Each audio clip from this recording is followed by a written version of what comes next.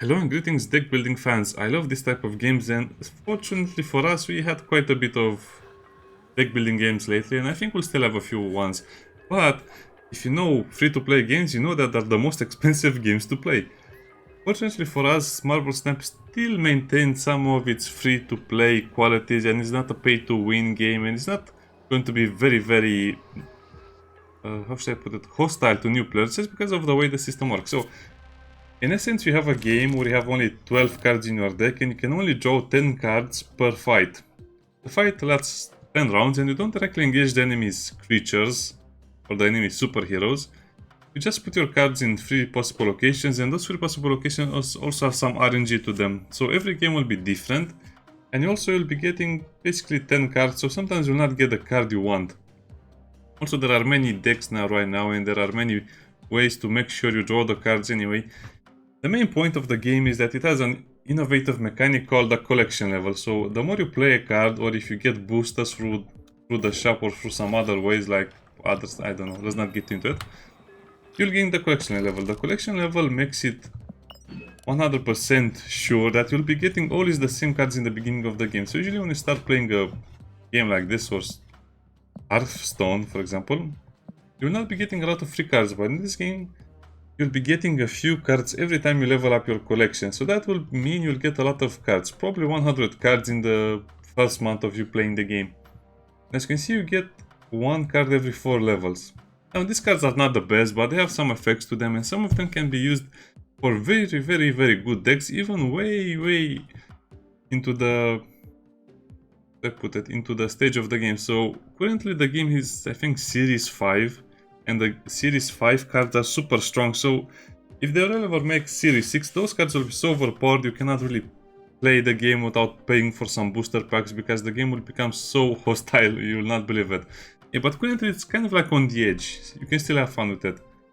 And you'll have cards that will actually... Mystery card, a random character. I guess it also depends on your luck if you get some of the cards. To me it seems like it always... Like people always got the same cards because people I was fighting had the same cards as me, but I think it's random more or less. And you cannot see the series of the card if you just look at the card itself. So this is what worries me, because they are hiding the fact that this is, let's say, a Series 4 card, this is a Series 5, but if you go into your own deck, you don't see it anymore. I'm very concerned about this thing, because this means only one thing. They will basically make cards, upcoming cards, so overpowered you'll not be able to win against them even if you have a meta deck right now. Okay, so you level up the collection. Using the boosters, for example, this card will get, let's say, 5 boosters for playing 1 game, or 10 boosters, and then you can get some from the shop, some from rewards, so on. And then you level it up to infinity, and then it gains basically another card that you can reuse to start up the level up process again, as you can see. Cards also have more variants. Let me show you one that is already leveled up. Well, I guess these guys are already maxed out. You? See?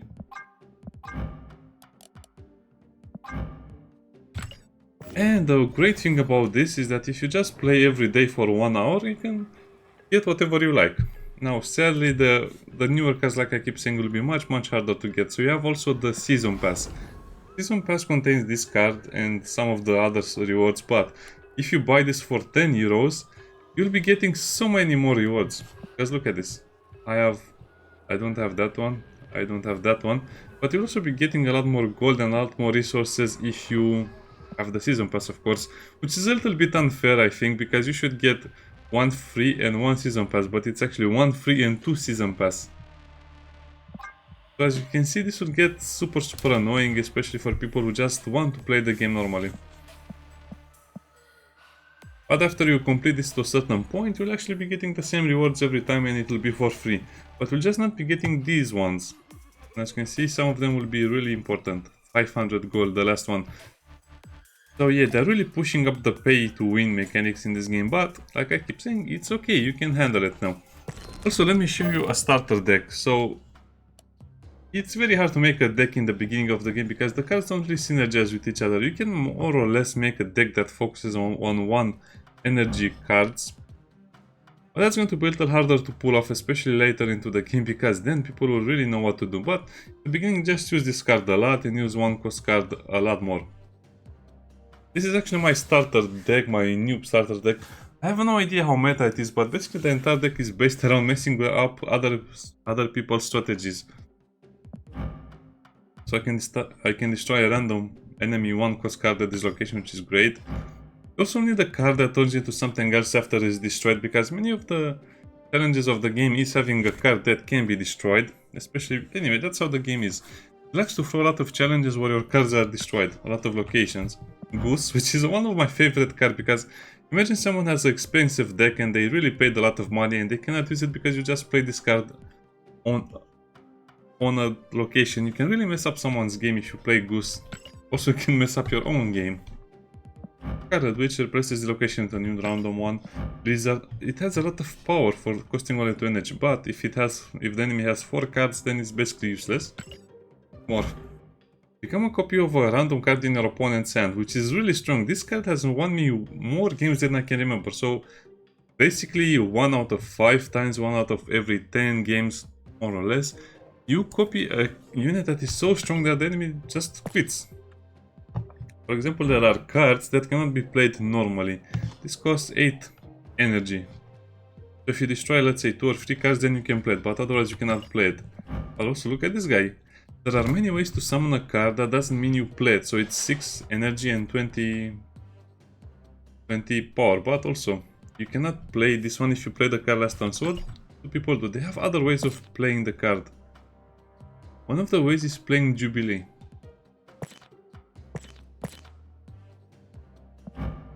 Add the top card of your deck to this location. So if you don't have the Infinite in your hand, it's probably a good guess that will be coming to your hand, right? Then you can just play that card and you'll have a lot of fun with it.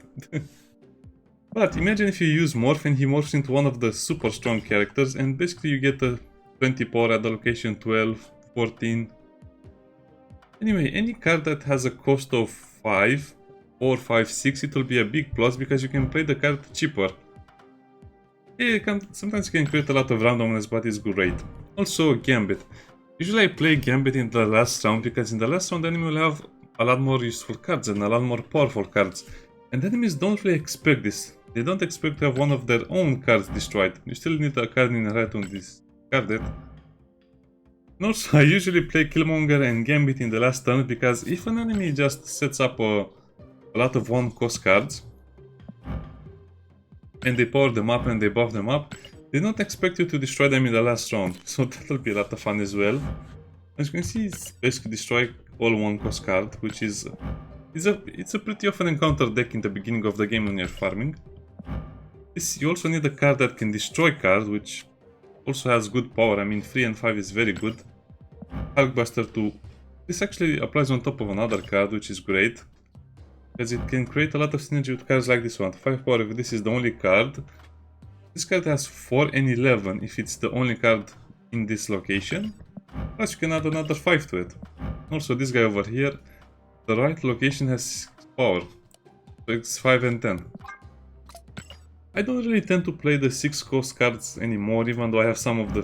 This is series 5 by the way. As you can see, it's totally possible to obtain powerful cards like this, but I will need to change my entire deck for this card to work, so I'm not going to do that. So let's play. You have those missions, it doesn't really matter. What rank was I? I think I was rank 40 something, so if you reach rank 40 something every season, you'll get a few extra rewards for every 10 levels. It's not too much anyway, doesn't matter. Let me show you how the game is played, because I think I've talked enough. Let's play 3 or 4 games. Usually you don't want to play your first turn. Might be a bot. Usually you play with bots until you reach rank 30. After that you start playing with a lot more humans. Sometimes it's still a bot, but usually it's humans. So that's a perfect location for who lives in Atlantis. It's a riddle game. Yeah. There are also a lot of cards that if you play the cards on the same location as your opponent, they'll get extra power. But nobody really plays those decks anymore because they're outdated. I think this is a bot. It doesn't emote, it's a bot.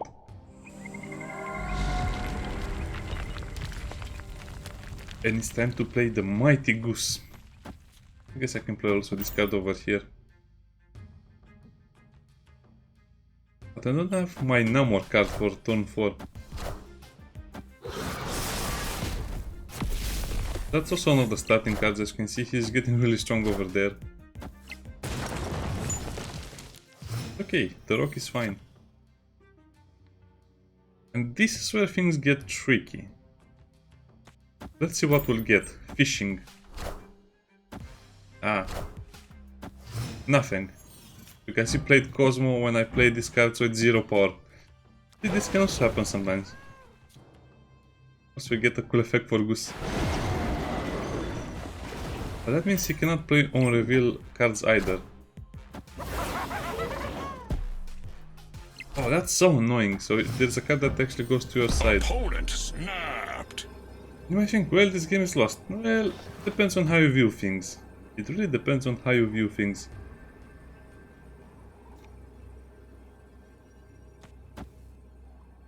I should retreat right now. Ah, let's play it out, why not?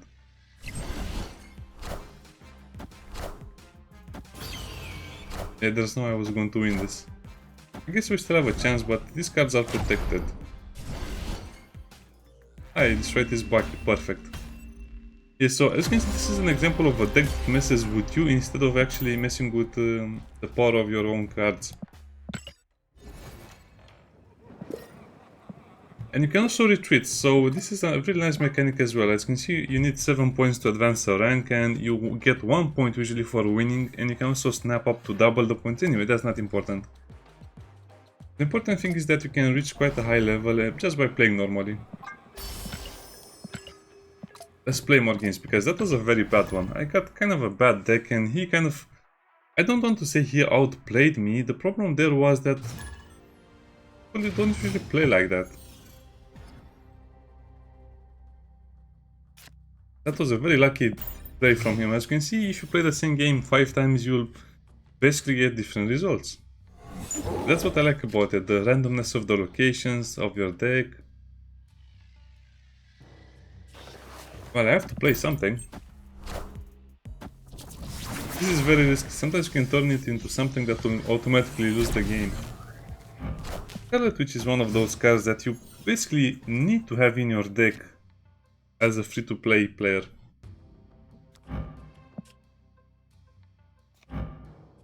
Icebox. So let's see. Well, that's going to be painful because I don't have any... I have 4 energy, but I need to play this card first, and this one costs 4. That's... man, so unlucky.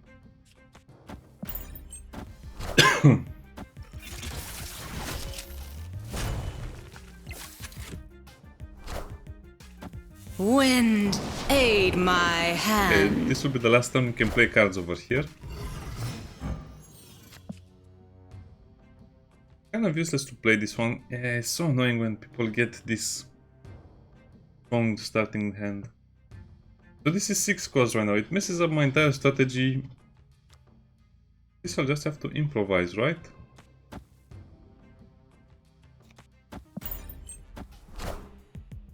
Yeah, there's no way I'm going to win the middle lane, so I have to focus on the other ones. That's a big advantage because he already has one lane. Oh, that's very good. Man, it's so annoying that it targeted this card specifically. Okay, it will not work like that. I'll have to play like this. I just need the power. I need more power on certain locations. And that will increase his power quite a bit. Oh, I cannot play him.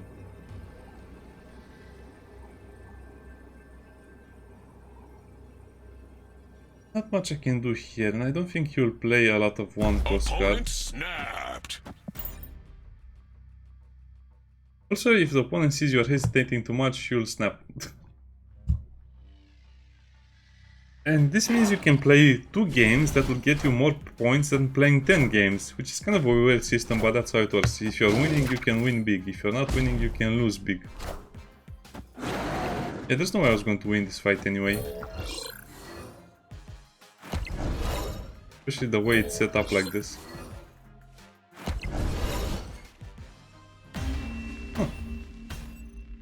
Yeah, it's the same problem, and this is a starter deck as well. Imagine if you're up against Series 5 cards, or if the deck was a meta deck. That will be almost impossible to win.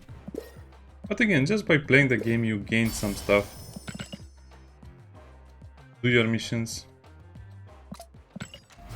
Usually I win a few games by now, but that's kind of ridiculous that it didn't happen. Those players are just lucky. So even if you have your best starting deck, you'll still lose to some randomness of the strategies like this. You have to skip the turn for this stuff to be destroyed.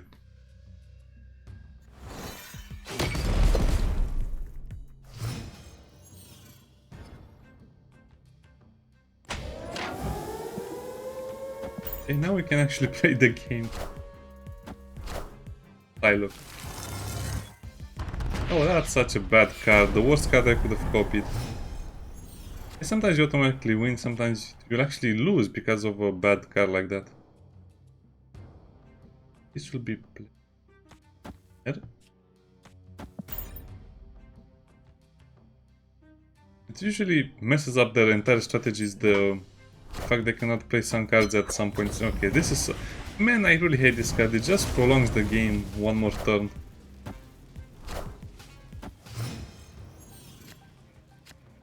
Claw. Okay. It messes up my entire game because I can... Well, on the other hand, I don't have it in my deck either, so it doesn't really matter. But it's a valid strategy. So this lane is lost, I have to focus on the other two. Opponent snapped. Opponent snapped. This would be the best time to use him. Sure, try it. I hope I can destroy his devil dinosaur. I am Iron Man. Because if I destroy his devil dinosaur, that was basically a win. Hey, I had a 20% chance to win the game. So as you can see, it's a lot more RNG based than other card games. So it's good, it's bad, depends on how you view things. I can also change this over here to maybe something more favorable to me. Anyway, this is another lost game because he has probably a 6-cost card somewhere in his hand that will be able to outmatch this. But I guess it also depends on how they choose to play it. Yeah, sometimes you can get an effect that will win you the game instantly. Oh, that was not enough for sure. See, sometimes enemies overcommit to a single location and you can play them. You can play that against them. So basically lost nothing today in terms of rank. But definitely if you go up to rank 50 you'll start getting a lot more meta decks, and if you go up to 60 or 70 you need meta decks to advance. But you have a lot of time to get it, I don't know. So I guess it's fair in a way, but as you can see it keeps getting more and more annoying. Especially with some of the newer cards that are just too strong for newer players to handle or to play against. So currently, like I say, my deck can mess up any other deck if I just get lucky enough. So I can win any game with a little bit of luck. Which I guess will be annoying for some players, but some people will like that. Get this. That will be funny. So basically this is a very, very dangerous area to play in. This is why I don't play this card first, because usually, oh, you cannot play cards here after turn 4. So this is a great example of how you cannot play certain cards at certain locations, at certain intervals. And I'll also play it here. So basically the entire game will be one of the worst you can play, because everything will seem like you cannot play a card. They'll be destroyed here, you can only play until turn 4, and here it's goose. It's little goosey. But I'll also be unable to play Gambit this game because I don't think you'll have cards to be destroyed. I can play this as a standalone card. 3 and 5 is pretty good.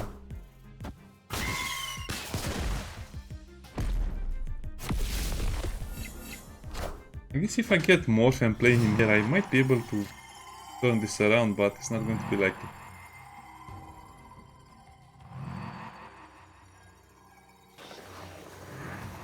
I can potentially change that. As you can see, I don't have my 4 cost card in my hand, so that's going to be a big problem for me. No, I can change it like that, so yeah. This is going to be very interesting because the card effect will always take place before this is destroyed. So that means we messed him his little tactic a little bit.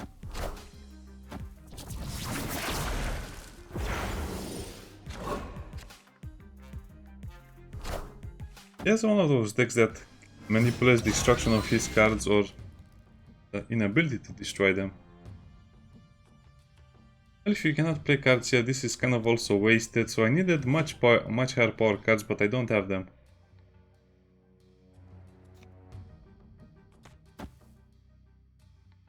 Yeah, if I play Gambit, this is indestructible. This will actually benefit him.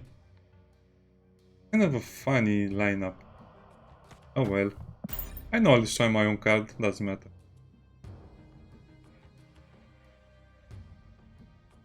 Here's what he does.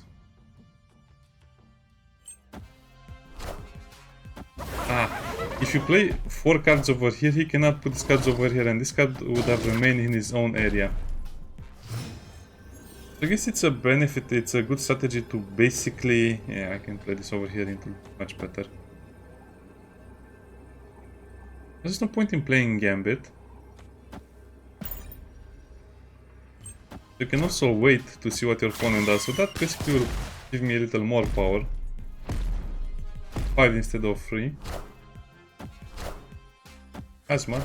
He cannot really do much. 8. Yeah, he got a little lucky over here. As you can see, my deck has the bad thing that it cannot really fight against decks that have their own increasing power. Usually I had that armor card in my deck as well, but sadly I had to take it out because I really like Goose.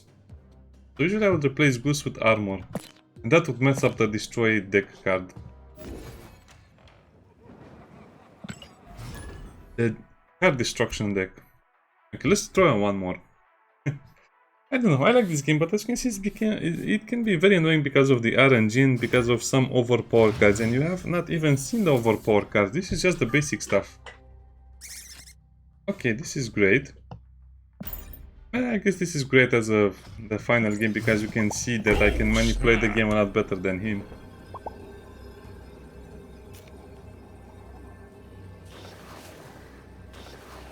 Yeah, let's play that over there.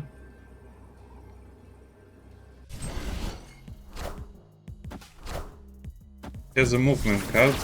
The movement deck is kind of like the strongest one because you can have so much power right now.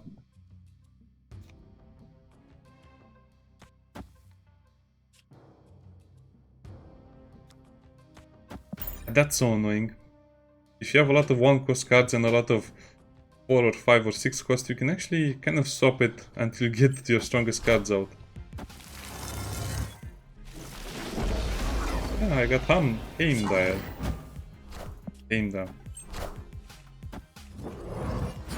Usually his last turn he will play Heimdall, but I already got C. So a free cost card gave me an 8 power. Great. That's very bad. So he will basically create more copies of this card.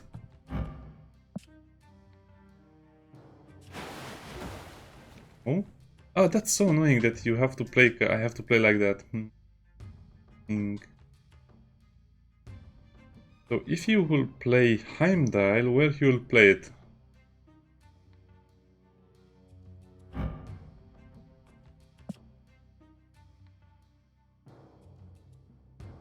I'll probably try to play it over here, which is so annoying because I cannot put Goose over there. Well, I guess I have to make the play.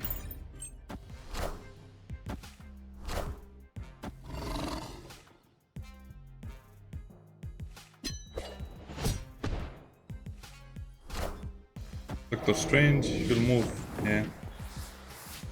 Yeah, this is the strongest deck in the start of the game. The movement deck that can basically acquire a lot of power at every location. Spider-Man. Yeah, there's not much I can do about it. I guess I can keep this as my last card.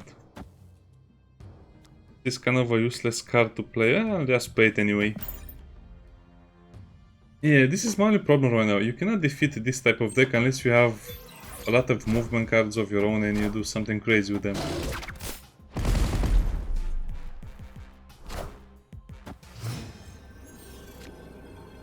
Pointless. This is how it will go sometimes. Some decks are overpowered and I can play with a deck like that my own, but it's so annoying because that deck is the most dependent on RNG you've ever seen. If you don't get the right cards, you'll lose so badly, you'll not even want to play the game anymore. I think I played with against one of those decks at one point and he got the worst starting hands and he basically could only get about 10 power in round 5. Come on, let me show off my deck a little bit. Come on, give me a stronger opponent, not those RNG decks. I guess that's how some people like to play. Either they win or either they lose. Very risky to put it over here.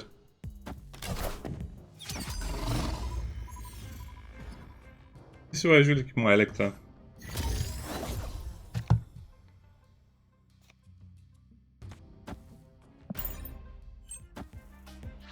Let's see what we get.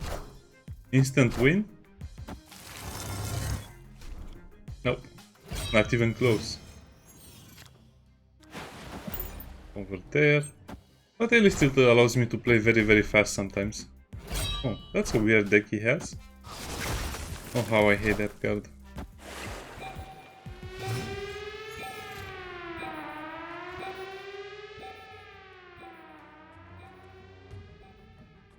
No, as you can see he has 1 cost, 3, 4, so I'll bait him into using more cards and I'll only change this in the last moment. And he'll play a card over here. Oh, he chose to give away that position, okay.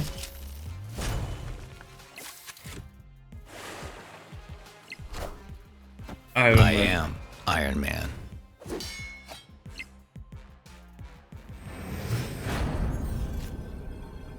And the last time I just played these cards. And that's exactly what I wanted to show.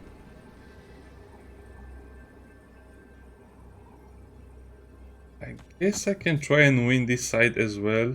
Okay, let's see what happens. You have to play Killmonger before Gambit, by the way.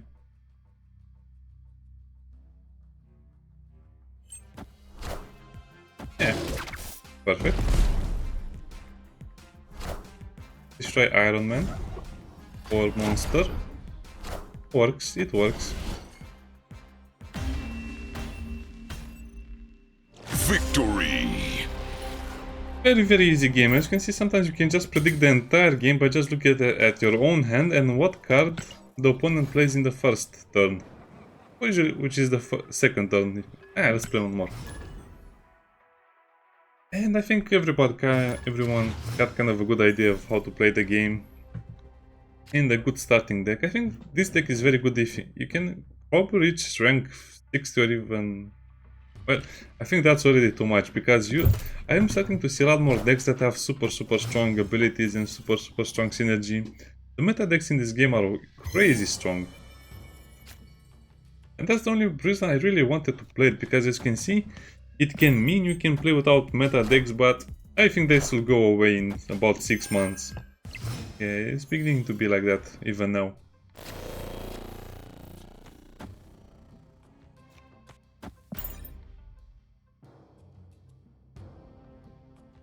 It probably doesn't have any deck. If you see someone with these 2 cards, you can probably snap since the beginning, since they don't have... Yeah, it's a moving deck. I guess he just put Rocket there because he didn't know what to do. Basically, this card can sometimes win you the entire game because it gives you a super strong card in a place that you cannot really do anything else. Should I? Well, he will have a lot of problems getting more than 6 power over here. But I'm not the type to risk. I also want to make him overreact. Yeah, see, I could have just left it as it was, but it doesn't really matter. He would have lost not that much. Oh, how I hate Cloak. But wait, this guy was already here. I think he messed up his movement.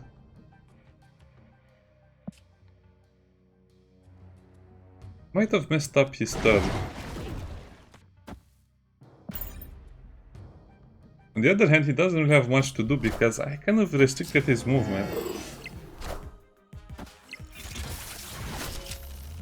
And as you can see, Scarlet Witch will sometimes lose you a lane, a location, just because he was already losing badly over here in...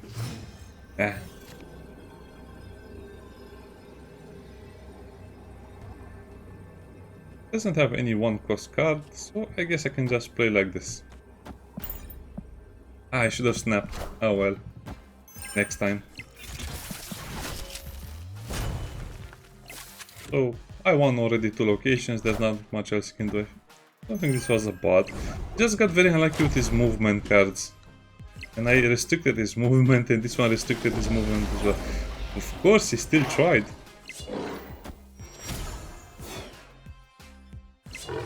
Yeah, that's super huge power over here. Oh well, I guess we did pretty much what we set out to do. I don't think we lost or gained anything in the rank department, but we did a lot of daily quests. And now let's check out the shop a little bit. Hell cow.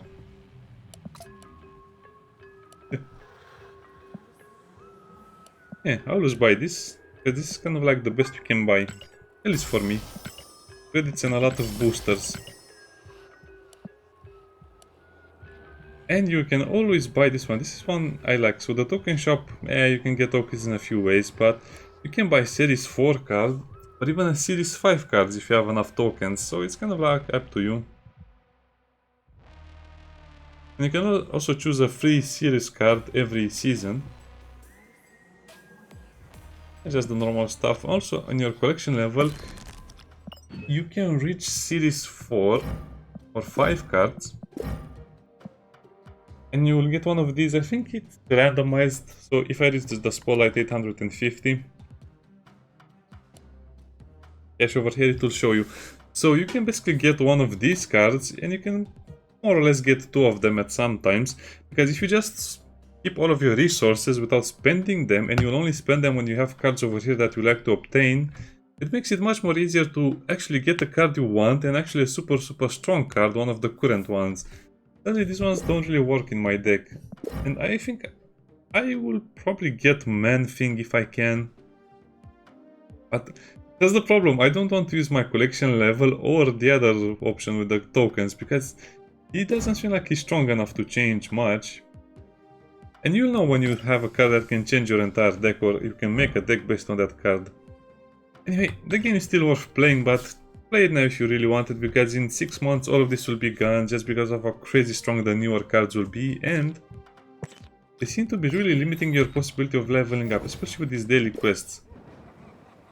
Collection level. As you can see, they're forcing you to play against your own strategy to obtain cards by upgrading the cards now in collection level. And also, this is the stupidest quest ever. 20 more power on a single location. It's almost impossible to do with a deck that is free to play in the beginning of the game, unless you played for 1 year. Anyway, see you next time. Bye.